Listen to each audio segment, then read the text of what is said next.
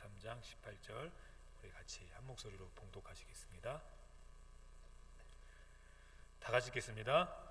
내가 너를 권하노니 내게서 불로 연단한 금을 사서 부요하게 하고 흰옷을 사서 입어 벌거벗은 수치를 보이지 않게 하고 안약을 사서 눈에 발라 보게 하라. 아멘. 오늘 말씀 제목은 우선순위를 정하라. 그럼 자연스럽게 풀린다라는 제목으로 하나님의 말씀 증거하겠습니다. 오늘 라오디게아 교회를 향해서 하나님이 그들의 어떤 모습, 영적인 모습에 대해 얘기하셨던 것은 미지근하다는 것이었어요. 뜨겁지도 않고 차갑지도 않은 미지근함, 그것이 그들의 신앙이었습니다. 그 시대에 하나님의 복의 축복의 척도는 뭐였냐면 부였습니다. 그러니까 하나님이 부를 얼마나 주시느냐가 그 사람이 하나님께 얼마나 축복을 받았는지 이렇게 눈으로 볼 수 있는 것이었어요. 우리가 뭐 영적인 거 잘 못 보지 않습니까?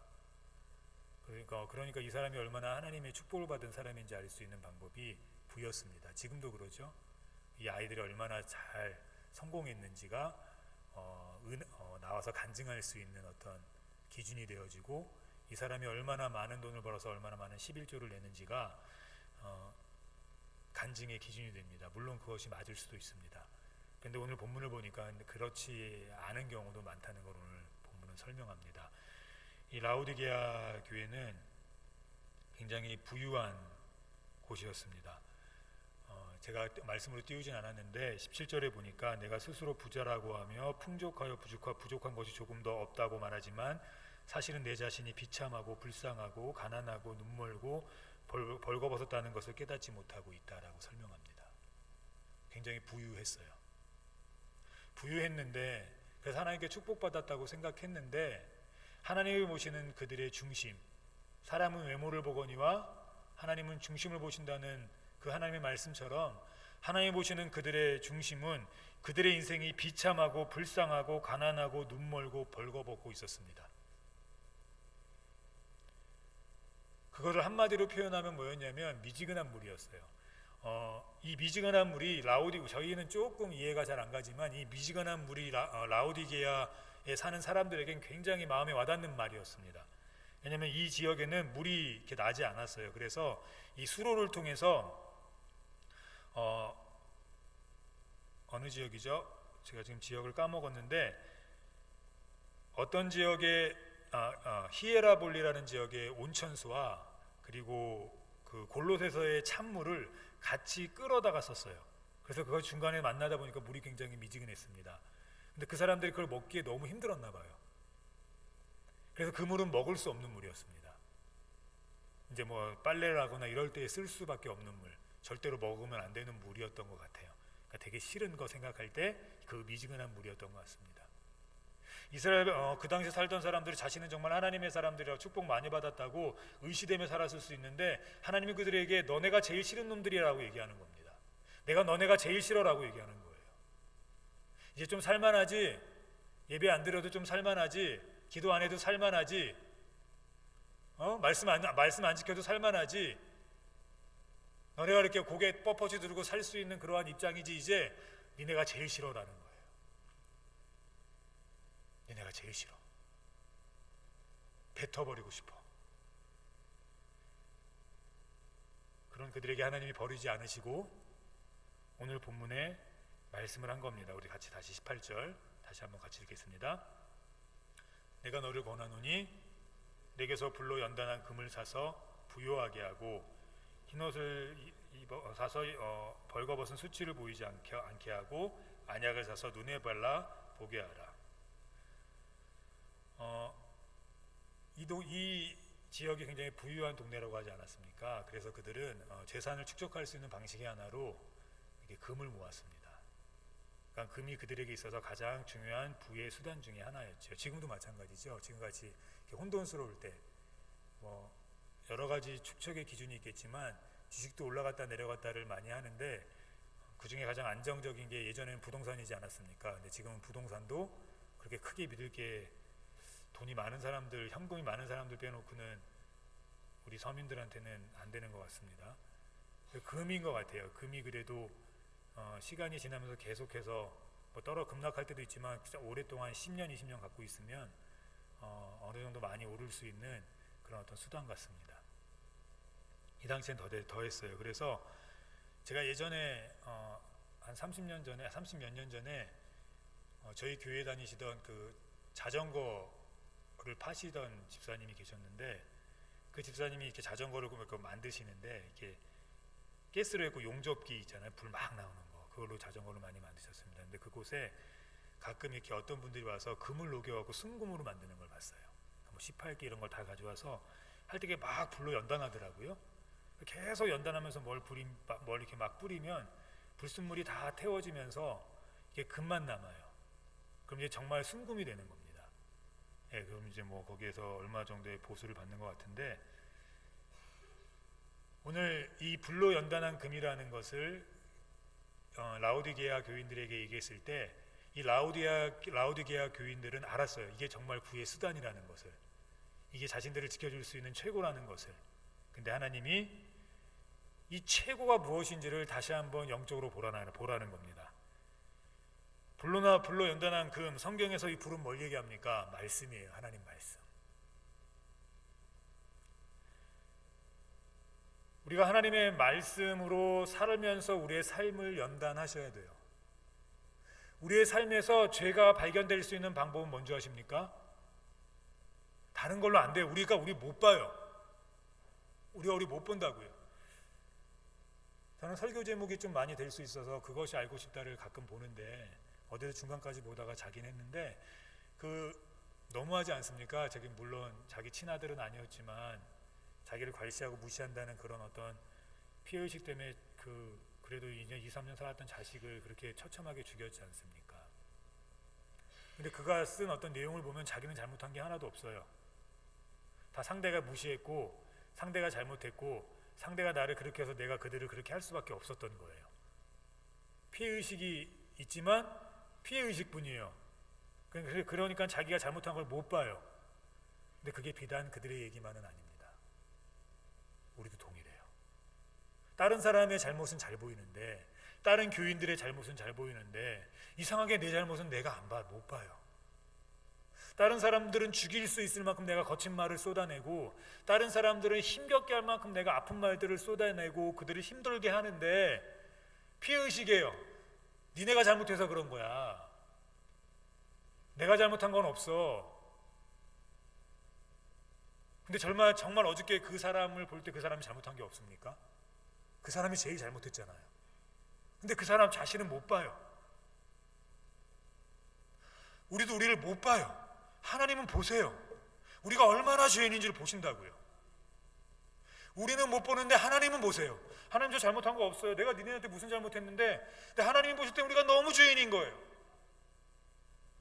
이 죄인의 불순물이 보일 수 있는 방법이 뭐냐면, 불로 연단할 때 정말로 금으로 그 금이 순금이 되는 것처럼 말씀으로 우리를 연단할 때 우리가 보이기 시작합니다.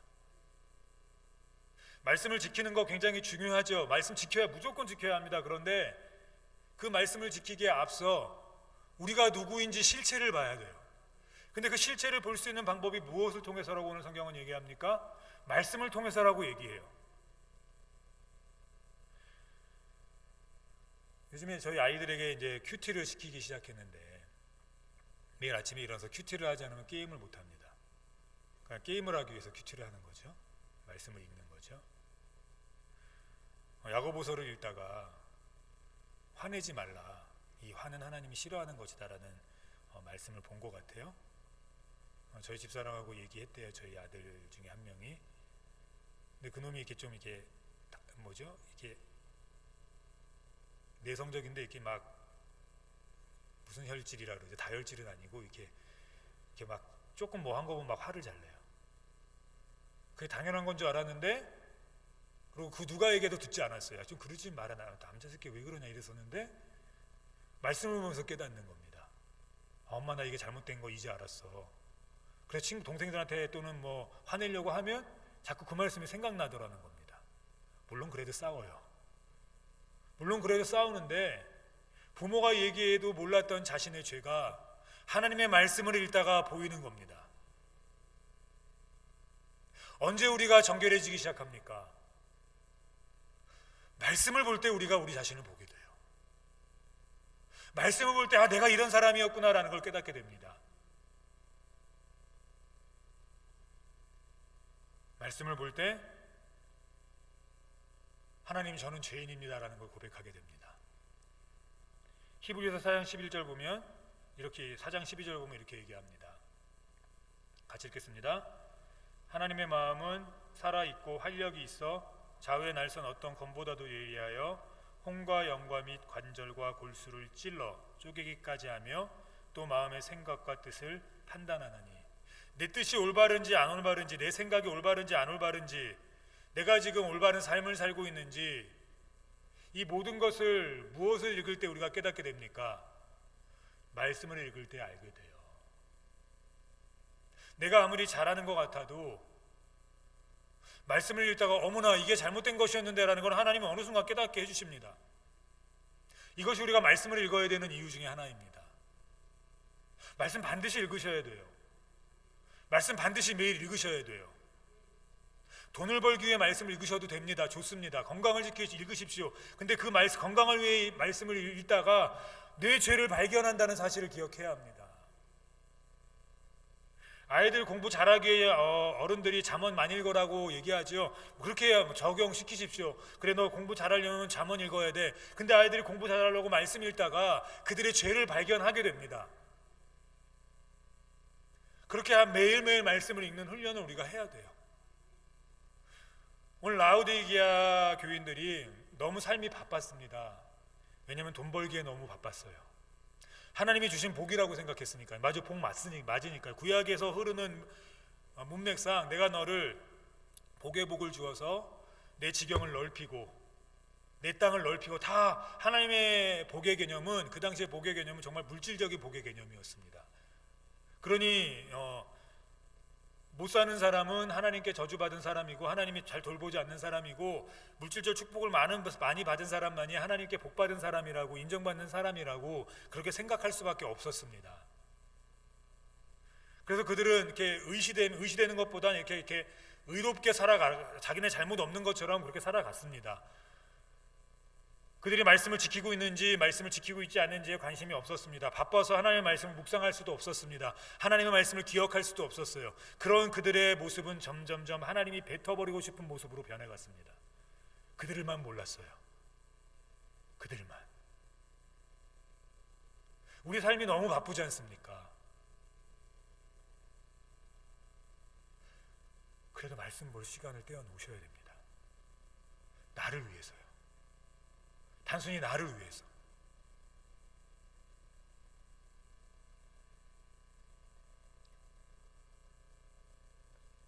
아이들하고 저희 아이하고 얘기를 하다가 이런 얘기를 했습니다.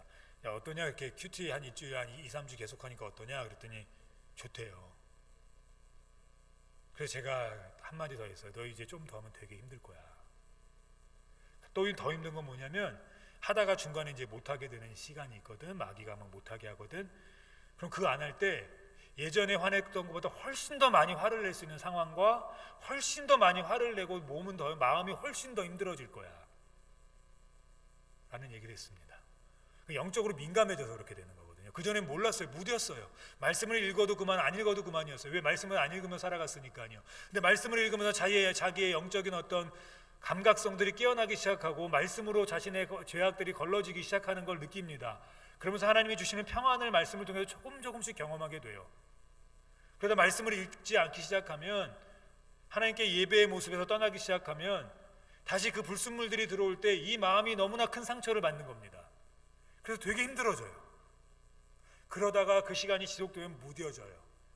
그래서 더 악한 사람이 돼요. 신약에 이런 말씀이 있지 않습니까? 귀신을 내쫓았습니다. 예수님 내쫓아주셨죠? 깨끗해졌어요. 그럼 거기다 말씀을 채워야 되고 성령의 충만함으로 채워야 되는데, 자기 잘났다고 아무것도 안 하고 있다가 어떻게 됩니까? 귀신이 7명 더 많이 데리고 들어오잖아요. 그렇게 된다고요. 제가 한 2, 3일 정도 계속 예배를 아침마다 예배의 제단을 쌌는데 한 2, 3일 정도 예배 제단을 못 쌌었습니다. 너무 힘든 거 있죠. 너무 힘든 거예요, 영적으로. 삶도 너무 힘든 겁니다. 왜 이렇게 힘들지? 왜 이렇게 삶에 의욕이 없지? 왜 이렇게 많이 쉬는 것 같은데도 왜 이렇게 힘들지? 했더니 하나님께 드리는 예배, 그 속에 말씀이 있지 않습니까?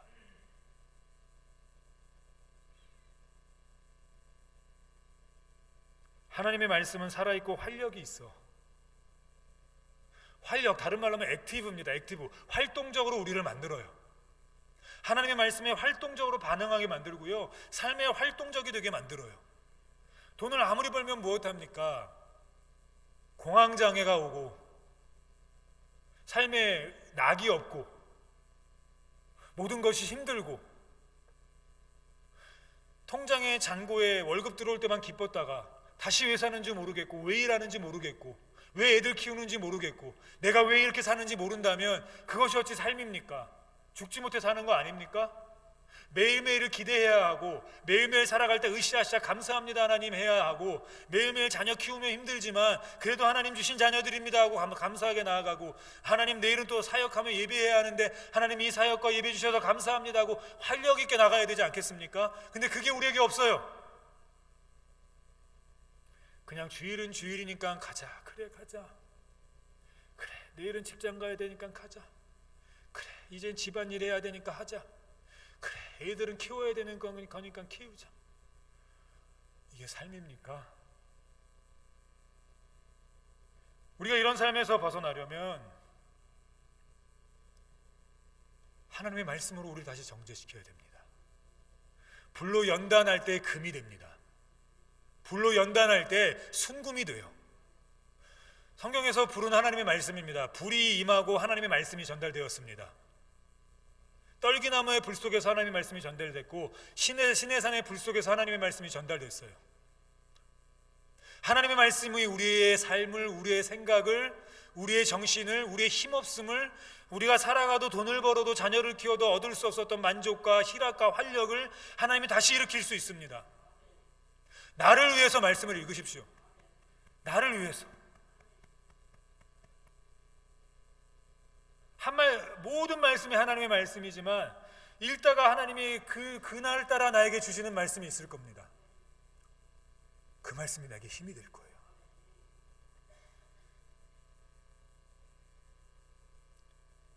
저는 성도들, 우리 모두가 하나님의 말씀을 통해서 연단되어진 금이 되길 소망합니다. 말씀 지키는 것이 어렵죠. 연단하는 것이 어렵듯이요. 그래서 이렇게 연단받는다 그러지 않습니까? 특별히 저는 우리 아버지께서 연단받는 걸 보고 자랐습니다. 저도 같이 연단 받았겠죠. 어린 나이에. 그러면서 기도했습니다. 하나님, 저는 이 연단으로 끝내주십시오. 저도 같이 받았으니까. 지혜로운 기도죠. 안 그러면 지금 얼마나 얻어 터지겠습니까 지금. 연단 받으면 정죄되는 것 같아요. 연단 받다 보면 낮아지는 것 같아요. 연단 받다 보면 내가 점점 없어지는 것 같아요. 이동원 목사님이 무신론자의 죄라는 책을 냈는데, 예전에 그 책에서 이런 문구가 있었습니다. 실제적 무신론자는 하나님 소리는 잘한다, 찬양도 부를 수 있다, 기도도 몇 마디 할 수 있다. 그런데 어떻게 하느냐? 그 사람이 살아가는 삶의 모습을 보면, 가정생활을 보면 하나님이 없는 것처럼 산다. 교회에서는 하나님 믿는 것 같은데 가정에서 보니 하나님이 없는 것처럼 남편 대하고 아내 대하고 자식을 대한다. 직장 생활할 때, 중요한 결정할 때 하나님이 없는 것처럼 결정하고, 하나님 없는 것처럼 살고, 하나님 없는 것처럼 사업하고, 하나님 없는 것처럼 속인다. 이것이 실제적 무신론자다. 이게 지금 우리의 삶이에요. 근데 우리는 몰라요. 왜요? 기도 몇 마디 하니까. 우리는 몰라요. 그래도 나가서 예배 드리니까. 우리는 몰라요. 그래도 찬양은 하니까. 근데 내 삶에 내 사업에, 내 직장에 하나님의 말씀이 없어요. 내가 판단하는 기준이 언제나 세상적이에요. 내가 사람을 보는 시각이 언제나 세상적이에요. 내가 교회를 판단하고 내 신앙을 판단하는 기준이 언제나 세상적이고 내 생각이에요. 아닙니다. 모든 판단의 기준은 하나님의 말씀입니다. 그 말씀에 내 생각의 틀림과 옳음이 정해져야 하고, 그 말씀에 내 사업이 지금 잘 되고 있는 것인지, 이것이 좋은 의도로 가고 있는 것인지를 정할 수 있어야 합니다. 이 성경의 말씀대로 내가 아이들을 잘 키우고 있는 것인지를 정해야 하고, 이 성경 말씀대로 내가 교회에서 사명을 잘 감당하고 있는지를 봐야 하고, 이 성경 말씀대로 내가 예배를 드리고 있는지를 봐야 하고. 그러려면 어떻게 해야 합니까? 어떻게 해야 내가 그렇게 정죄되어지고, 어떻게 해야 내가 그렇게 연단되어집니까? 어떻게 해야 내가 말씀에 굴복되어집니까? 말씀을 읽어야죠. 내가 예배 생활을 할 때 이거 정말 잘못된 것이었구나, 정말 내 목숨을 죽이듯이 하나님 앞에 예배해야 되는구나, 온전히 드려야 되는구나, 준비된 마음으로 드려야 되는구나.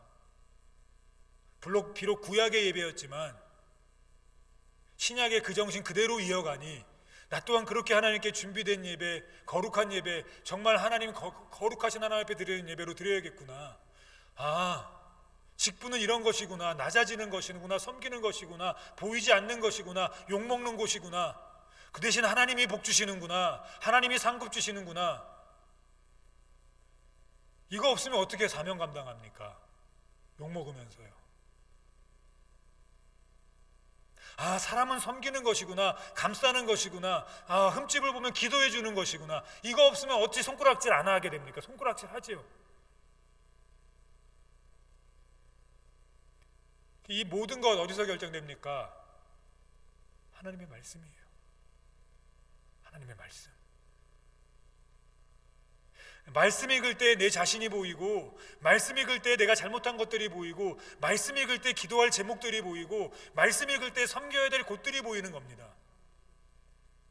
나 이렇게 잘못됐구나, 나 이렇게 잘못 살았구나, 내가 예배를 이렇게 잘못 드렸구나, 내가 섬기긴 섬겼는데 내가 이렇게 잘못 섬겼구나, 내가 직분을 감당하긴 감당했는데 진짜 하나님이 기뻐하시지 않는 내 마음대로 직분을 감당했구나.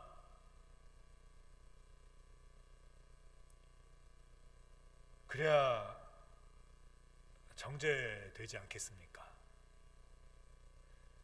그리고 그 길을 걸어가다 보면 연단이 있지 않겠습니까? 힘들지 않겠습니까? 그러고 나면 뭐가 됩니까? 순전한 금이 돼요. 아름다운 믿음이 된다고요. 오늘 본문에 연단을 통한 이 금이라는 것은 하나님이 원하시는 순전한 믿음을 얘기하는 겁니다. 라오디게아 교인들은 자신들이 믿음이 출중한 줄 알았어요. 왜냐하면 경제적으로 풍성했으니까요. 그것은 결국 그들이 볼 때 하나님의 복이 충만하게 임한 것이라 생각했기 때문에 그들의 믿음이 좋은 줄 알았습니다. 근데 하나님은 그들을 너네 싫다, 니네가 제일 싫다, 뱉어버릴 만큼 싫다라고 얘기했습니다. 우리 또한 그럴 수 있어요. 물론 안 그럴 수도 있고요.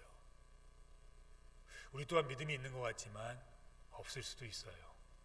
예수님의 제자들처럼 예수님 끝까지 따랐지만 믿음이 적은 자들아, 겨자씨보다 더 작은 믿음일 수도 있습니다.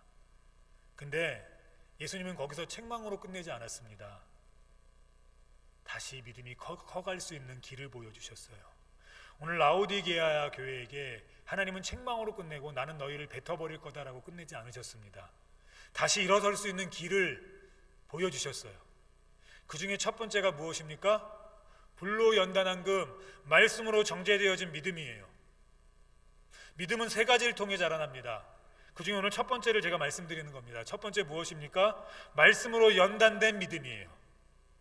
두 번째는 흰 옷으로 사서 내 몸이 벌거벗었다는 것을 알고 입어야 될 옷이 무엇인지 발견하는 겁니다. 세 번째는 안약을 통해서 진정한 것이, 진정으로 우리가 봐야 될 것이 무엇인지 보는 눈입니다. 그 첫 번째로 우리가 해야 될 것이 하나님이 순서를 정해주셨습니다. 말씀을 통해 우리를 보라고요. 말씀을 통해 믿음을 일으키라고요. 뭐가 믿음의 시작입니까? 말씀을 통해 나를 보는 것이 믿음의 시작이에요. 베드로처럼 베드로의 믿음이 언제 시작됐습니까? 자신이 죄인임을 볼 때 시작했어요. 예수님의 말씀을 듣고 순종해서 그물을 던졌더니 고기가 엄청나게 많이 잡히지 않았습니까? 그 첫 만남이거든요, 예수님과의. 밤이 맞도록 수고하여 그물을 내렸지만 내가 작은 것이 없습니다만 선생님의 말씀에 의지해서 내가 그물을 던져보겠습니다 하고 가서 던졌습니다. 그리고 엄청나게 잡고 와서 그 부의 축복을 경험하고 와서 한 말이 무엇입니까? 주님, 선생님에서 주님으로 바뀌었어요. 주님, 나는 죄인입니다. 나를 떠나십시오가 베드로가 제자로 다시 걸어갈 수 있는 믿음의 시작이었습니다. 하나님의 말씀을 듣고 순종할 수 있는, 하나님의 말씀에 내 귀를 기울이는 것이 우리가 다시 예수님을 주로 인정하고 믿음을 시작할 수 있는 시작입니다. 이게 되어야 두 번째로 흰옷을 사서 벌거벗은 나의 몸을 볼 수 있는 기회가 됩니다. 그러고 나면 정말로 내가 봐야 될 것들을 하나님이 보여주실 겁니다. 저는 그 은혜가 우리 성도님들에게 있기를 주님의 이름으로 간절히 축원합니다. 우리 시간 성령이여 내게 임하소서. 우리 이 찬양 다시 한번 찬양 드리시고 통성으로 기도하시고 축도로 예배를 마치겠습니다.